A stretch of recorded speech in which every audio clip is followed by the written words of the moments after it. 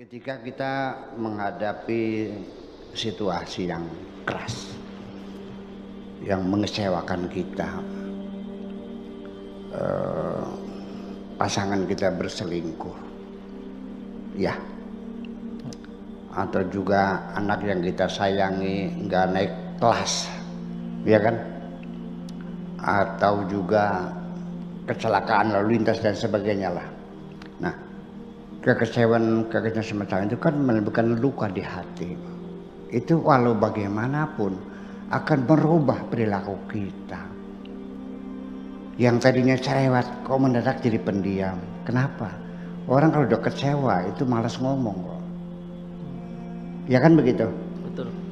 Karena dikecewakan jadi akhirnya dia punya sikap yang gampang, tidak mudah percaya lagi kepada orang itu. Hidupnya selalu ada kecurigaan.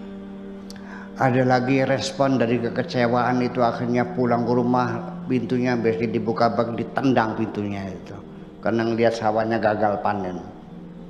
Ini kita mesti mengerti bahwa kita ini manusia, bahwa kejadian-kejadian itu menimbulkan kesan psikologis akan merubah perilaku kita semuanya sampai kepada yang sifatnya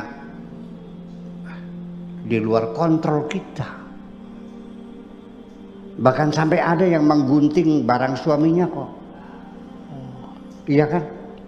Sampai istrinya dimutilasi. Sampai ada anaknya dimasukkan belut hidup, ya mati. Masuk dalam perutnya. Dia orang sini. Setelah mati dia menangis kecewa. Nah, makanya emosi itu dikendalikan. Anda bisa lepas kontrol nantinya. Nah, ini satu pelajaran pengalaman kemanusiaan itu kita sampaikan. Yang lebih parah lagi gantung diri akhirnya. Betul nggak? Ini banyak sekali harus kita ini. Nah, peristiwa ini ada yang belum saya ungkapkan. Kalau Anda mau berimajinasi sendiri, kenapa si perempuan muda itu kok ngejar-ngejar seorang yang seusia bapaknya, bedanya 30 tahun. Ketika dia kecewa, bisa saja dia pengen cepat dapat kekasih lagi yang lebih hebat dari yang dulu untuk menunjukkan aku mampu. Mungkin nggak? Banyak juga orang yang istrinya meninggal dunia dalam waktu singkat, belum 3 bulan, masih seminggu pertama dia langsung kawin lagi. Kenapa? Karena saking sakitnya ingin melupakan yang lama. Jadi kita perilaku kejiwaan semacam itu harus paham semuanya itu. Ya, silakan saja kalau Anda mau baca bukunya bagaimana Anda menguasai emosi Anda. Bukunya judulnya bagus sekali, How to Cope Your Nerves.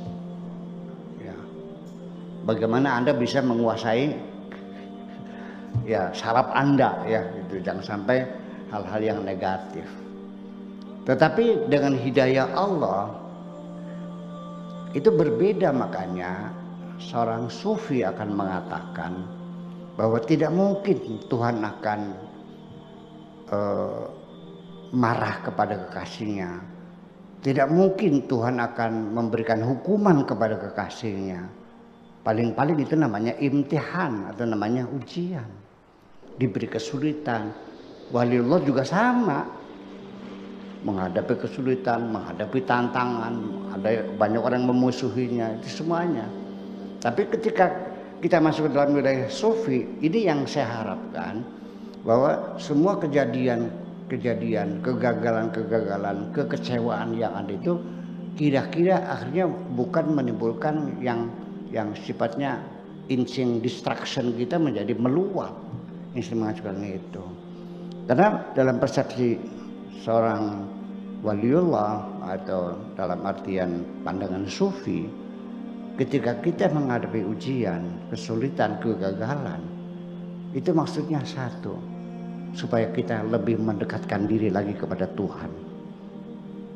Jadi menguji kita sejauh mana kekuatanmu meminta pertolongan kepada Tuhan. Jadi itu adalah sengaja diberi goncangan supaya kita tersadar dari ghaflah tadi, Jangan merasa nyaman karena jadi orang terbaik, dihormati orang, dimuliakan, akhirnya Anda lupa. Sengaja Allah itu memberikan ingatan itu dengan shock terapi supaya Anda muncul ya Allah kesadarannya itu, terus kita berusaha semakin mendekatkan diri kepada Tuhan. Saya kira saya ingin menyampaikan banyak pengalaman-pengalaman kemanusiaan dari perspektif psikologis, dari sosiologis, dari antropologis melalui tulisan semacam ini, dan nanti pada akhirnya semua orang bebas menafsirkan, dan saya jamin tidak ada yang salah apapun penafsiran Anda. Terima kasih. Luar biasa.